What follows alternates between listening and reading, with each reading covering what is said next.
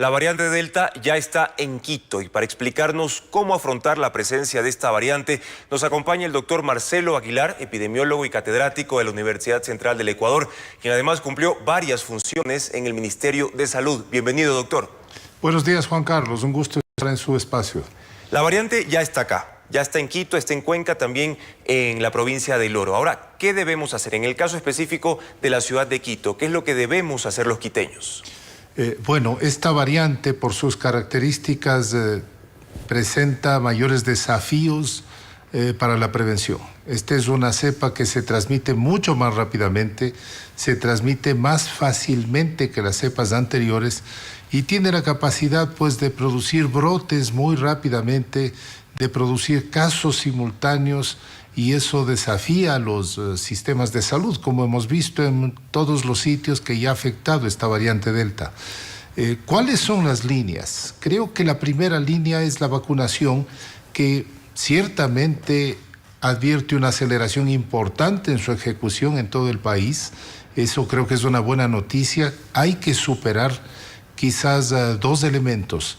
Llegar a algunas poblaciones que no tienen información suficiente que hay que vacunarse, y luego superar ciertos recelos de la vacunación generados por noticias falsas. Doctor, ¿y cuál es la diferencia entre los cuidados de las primeras variantes que ya tuvimos en el país con los cuidados ante la variante Delta? ¿Cuál es esa diferencia ahí? Esta es una variante que se transmite mucho más rápidamente y exige acciones mucho más asertivas y mucho más precisas.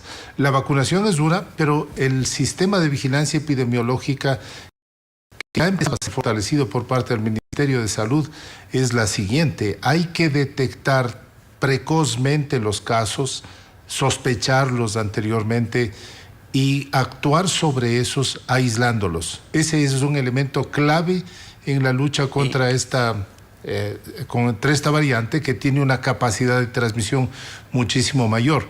Por eso las acciones preventivas que conocemos, como el uso de la mascarilla, la distancia social, la desinfección de manos, evitar las aglomeraciones, tomar las medidas de bioseguridad en el trabajo presencial, son acciones que tienen que ser ejecutadas con mucha mayor rigurosidad en esta fase. Doctor, ¿y qué pasa si esta variante se propaga más? En un eventual caso que se propague más rápido en Quito, ¿qué podría suceder en ese caso? La perspectiva es que se disperse muy rápidamente.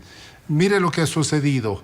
Llegó por el sur del país, llegó hasta Guayaquil, y Guayaquil actúa como un abanico dispersor al resto del país, hacia la costa centro y sur, hacia el centro del país y hacia Quito, que es lo que ya se observó cuando llegó la primera cepa de Wuhan.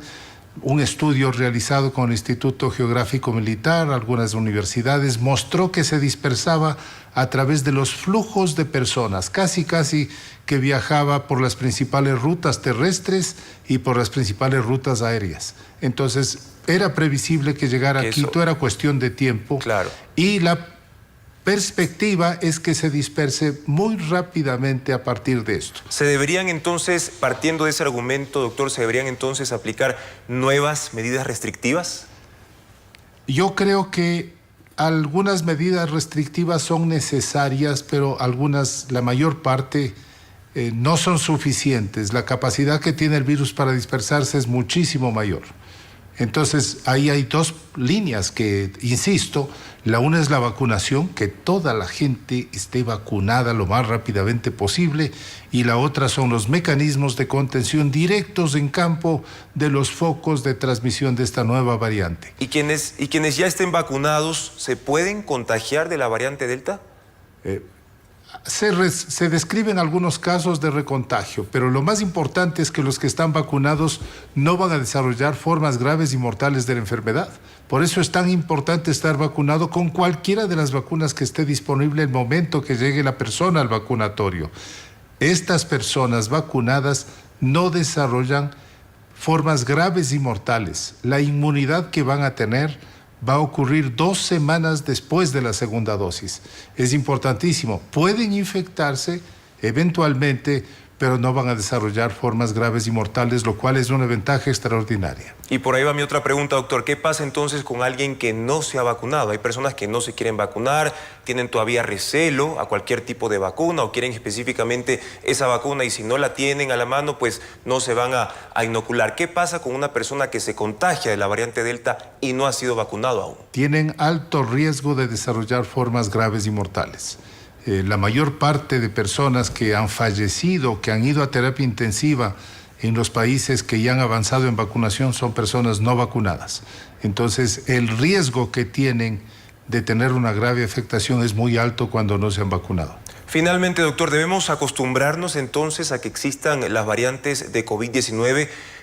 Posiblemente vengan variantes más fuertes a futuro o más leves, nuevas cepas. ¿Cuál debe ser nuestro comportamiento ante estas amenazas? Tenemos que aprender a convivir. La perspectiva es que se disperse, que más adelante esta cepa que tiene mayores capacidades de circulación sea la cepa dominante y para contrarrestar eso hay que estar vacunados, la mayor cantidad de personas, y vacunados y no vacunados mientras esperan la vacuna, practicar rigurosamente las medidas de prevención que conocemos, tomar esto como una responsabilidad individual y colectiva de defensa solidaria, practicar las medidas que nos recomiendan las autoridades, vacunación, prevención y control. Muchas gracias, doctor Aguilar, por sus respuestas. Con mucho gusto, Juan Carlos. Un gusto estar con usted.